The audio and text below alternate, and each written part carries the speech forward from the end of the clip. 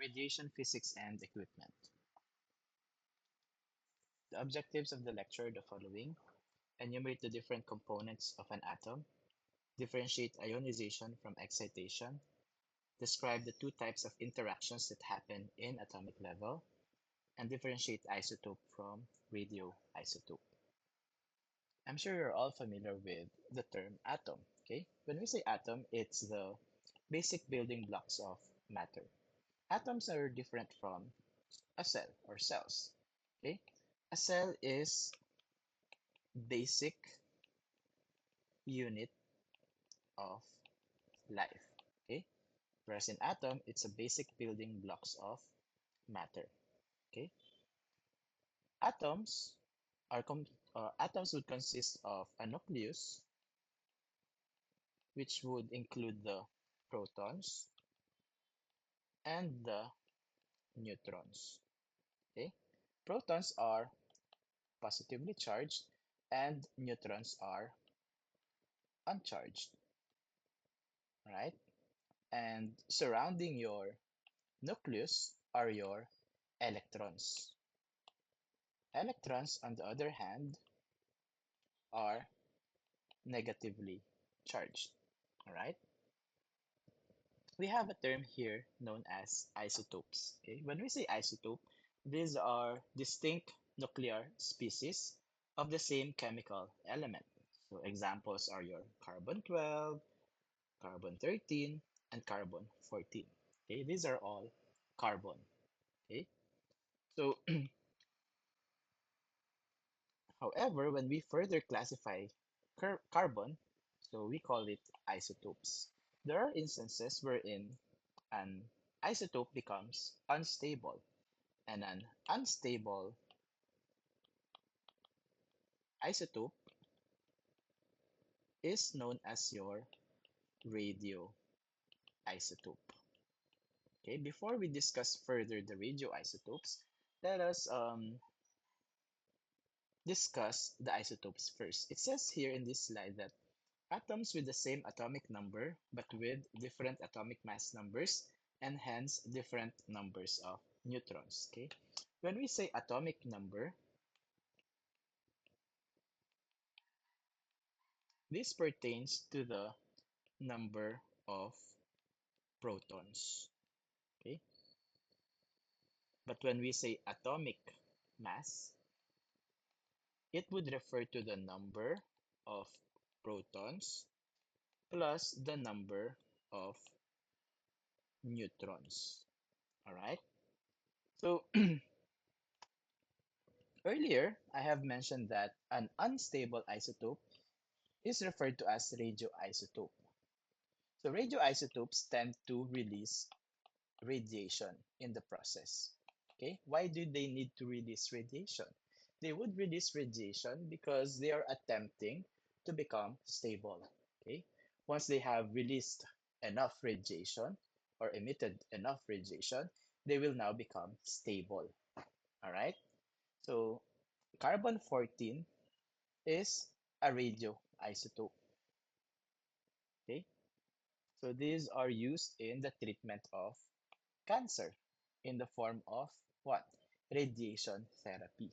Okay, so when we say radiation therapy, we expose an individual to high doses of radiation in order to kill the cancer cells. Some of the radioisotopes used in radiotherapy, or also known as RT, are your, as I have mentioned earlier, carbon 14. Then we also have cobalt 60. We have iodine 131 and iridium 192. Okay, meaning to say, these would be implanted inside the body of the patient, and over several months, they would be releasing radiation to kill the cancer cells. Okay, this is different from a patient going to the hospital exposed to high doses of radiation through the X-ray machine. Okay, so for this one, the radioisotopes are implanted inside the patient's body. All right. Electrons move in a predetermined circular or elliptical shells or orbits around the nucleus. So let's draw an atom. Okay, let me just see. Okay, I'll just draw here. We mentioned that in the middle we have the nucleus, and in the nucleus we have the neutron and the protons, right? Then surrounding your nucleus are your electrons. Your electrons are contained on what we call electron shells. Just draw the electron shells. One, two, three, four, five. Okay. So again, these are electron shells. Your electron shells are named as K, L, M, N, and O. Okay, so we have the K shell, we have the L shell, we have the M shell, N shell, and the O shell. The innermost electron shell is the K shell, okay? And in this drawing, which is a 5 shell electron, the outermost shell here is the O shell, all right? So each electron shell is able to accommodate only a certain number of electron, all right? So here in your K shell, it can only house or accommodate 2 electrons. Your L shell can accommodate around 8 electrons. Okay, 8. Your M shell can house around 18 electrons. Your N shell can house or accommodate 32 electrons, while your O shell can house or accommodate 50 electrons. I won't draw the 18, 13, and 50. Okay, just imagine there are electrons here surrounding the nucleus. So what determines the number of electrons contained for each electron shell? Okay, we have what we call subshells. Okay, the subshells are named as S, P, D, F, G, and so on and so forth. Okay, so your K shell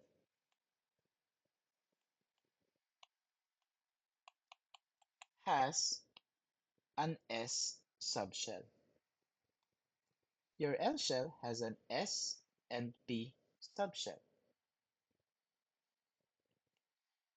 Your M shell has an S, P, and D subshell. Your N shell has an S, P, D, and F subshell, while your O shell has an S, P, D, F, and G subshell. All right? Each subshell can only accommodate a certain number of electrons. Your S subshell can only house 2 electrons. Okay? Your P subshell can only house 6 electrons. Your D subshell can house only 10 electrons. What do you think about the F subshell? How many electrons can an F subshell accommodate? Based on the pattern, it's an increment of 4, right? So meaning to say F has 14, then G has 14 plus 4 is 18. All right? So K has S, so meaning to say it has 2. L has S and P, it has 2 and 6. M has SPD, so 2, 6, and 10. Then we have here the N subshell which has 2, 6, 10, 14, and O has 2, 6, 10, 14, 18. If we get the sum of these 2 for K, for L 2 plus 6, that would give you an 8. Okay.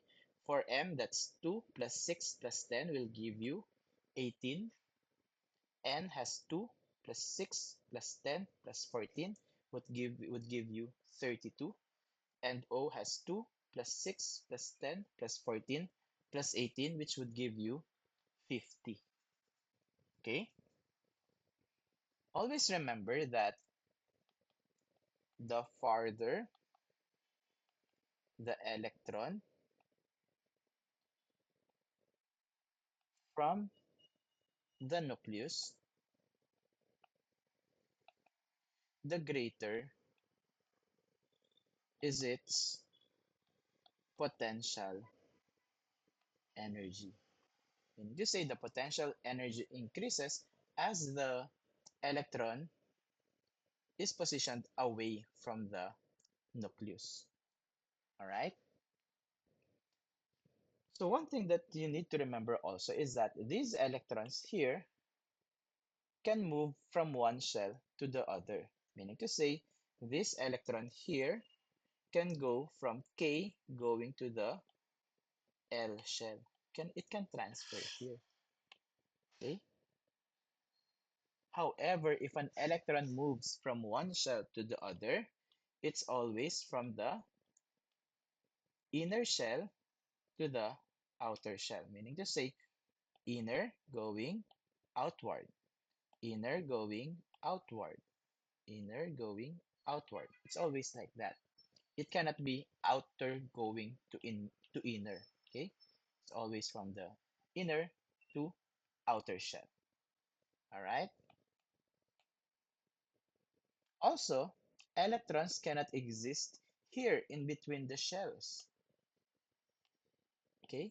There are no electrons allowed here in between the electron shells because this area here is known as your forbidden zone. Okay? These are your forbidden zone. Bawal dyan. Forbidden. Okay? Forbidden zone. Forbidden zone. So again, electron can move from one shell to the other. However, it's from the inner shell to the outer shell. Okay? Then, electrons cannot exist in between shell because these are your forbidden zone. No electrons allowed on this area. All right? We also have what we call a kinetic energy electron. When we say kinetic energy electron, it means it's an electron in motion or electron that is moving, a moving electron. All right, it's a moving electron. Right. So before we discuss this, I've mentioned earlier that an electron can move from one shell to the other shell. In the event that this electron moves from K shell to the L shell, the L shell will now be able to detect that, oops, we're only supposed to be 8. Why is it that now we are 9? This electron here does not belong on our shell. You need to go back to your original shell. So you need to go back there. So this electron now would be going back to its original shell. And in the process, a byproduct would be formed. Okay? So once your electron goes back to its original shell, okay, it's there already now in the K shell, there's a byproduct that is formed. And the byproduct that is formed is in the form of light. Okay? You call this excitation. So again, what happens during excitation? An electron moves from one shell to the other shell. Then it goes back to its original shell and producing a byproduct. Okay, that's excitation. The electron does not leave the atom. It stays within the atom. It's just that it transferred to another electron shell. All right. What about if the moving electron now, or the kinetic energy electron, deflects The electron. So the electron was deflected away from the atom. Natanggal si electron from the atom and it was replaced by this kinetic energy electron. Okay, what happens now? This time around, if the electron gets deflected, you don't call it excitation. Okay, this phenomenon is now known as your ionization. Okay, and ionization happens when when an X-ray is being produced. Okay, so in the production of X-ray, an electron gets deflected away from the atom. Again, ionization. So to summarize, um, if an electron moves from one shell to the other, you call that excitation. The electron does not leave the atom. However, if the electron gets deflected away from the atom, it leaves the atom, you call that ionization. Okay? So know the difference between excitation from ionization. All right? So basically, I have discussed several slides already. So this one I have discussed already. Electrons can move from one shell to the other shell but cannot exist in between shell because it's known as, do you still remember what do you call the area in between the shell? You call that the forbidden zone. All right. Then atoms in the ground state are electrically neutral because of the number of the positive charges is balanced by the number of negative charges or your electrons. If an electron is removed, the atom is no longer neutral, and this is known as ionization. The electron is deflected away from the atom. All right? So know the difference, excitation versus ionization. All right? Let's now discuss this one, interactions that happens in the atomic level. Okay? So we have two collisions that happens in the production of X-ray. First is your heat producing collision, and second is your X-ray producing collision. So basically, self-explanatory, it's in the name already. When you say heat producing collision, the one that is produced is heat. Okay, in an X-ray producing collision, X-ray is being produced. Okay, so if you're going to look at this drawing here, these are your incoming electrons or your kinetic energy electrons or your moving electrons. By the way, this drawing is part of the X-ray tube. You will learn more about this under the periapical X-ray machine. Okay. For now, what you need to know is that these electrons would be delivered or would be focused towards the tungsten target. This part here is the tungsten target. You will learn more about the tungsten target in the topic, the periapical X-ray machine. Once your electrons interacts with this tungsten target, look at what happens. Heat is produced and X-ray is also produced. Okay? Ano yung mas madaming na-produce? Okay? Is it more heat that was produced or did we produce more X-ray? There are more heat that was produced. So basically, 99% of the electrons are converted to heat. And only 1% of these electrons will be converted to X-ray photons. So basically, during X-ray production, we are generating more heat. Okay? More heat is generated, 99% of the electrons. All right? So let's discuss the heat producing collision. So for you to be able to understand better, let's look at this drawing here. Okay? So during the heat producing collision, look at where your incoming electron interacts. Your incoming electron interacts where? Is it in the outermost electron shell or the innermost electron shell? This is the outermost electron shell, right? This one, innermost. So your incoming electron interacts on the outermost electron shell and heat is being produced. Okay? That is your heat producing collision. Same as with this drawing here, outermost electron shell. On the other hand, if you look at the X-ray producing collision, the interaction happens where? The interaction now happens on the innermost electron shell. Okay, it's either on the nucleus or on the innermost electron shell. Okay, you will learn more about this, the difference between these two drawings, under the topic, the periapical X-ray machine. You will learn um, Bremsstrahlung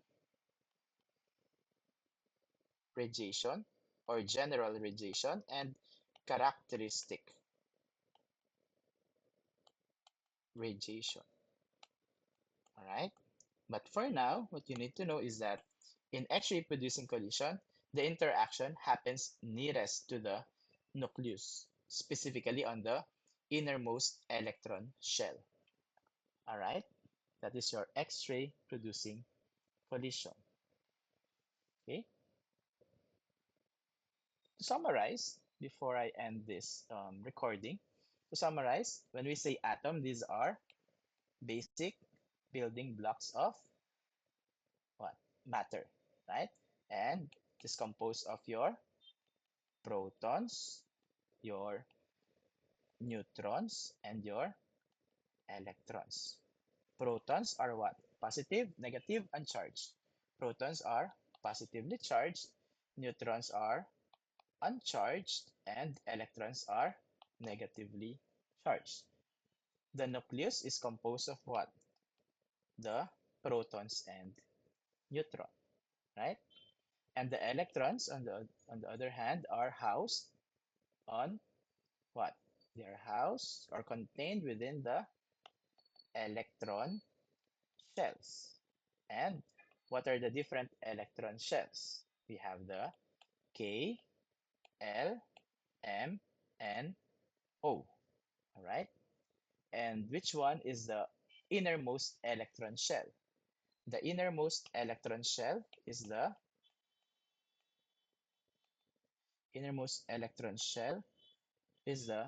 K shell. All right. We have also mentioned that an electron can move from one shell to another shell, right? But if an electron moves from one shell to the other shell, it's always from what? It's always from the inner shell to the outer shell. We also mentioned that an electron cannot exist in between the shell, right? Why? Because the area in between the shells are known as forbidden zone. All right. Another thing, if an electron moves from one shell to another shell, that is known as what? You remember? Excitation, right? But if an electron gets deflected by an incoming electron or a kinetic energy electron, natanggal si electron in the atom, in the shell, you call that ionization. All right. And lastly, differentiate heat producing from an X-ray producing collision. When we say heat producing collision, the interaction happens where? On the outermost electron shell. Okay? And in X-ray producing collision, the interaction happens where? On the innermost electron shell or near the nucleus. You still with me?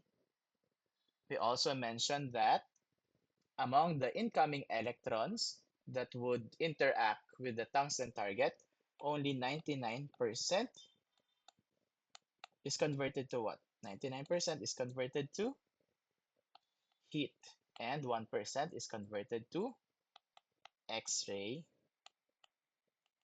photons. Okay, is it clear? You also mentioned isotopes earlier.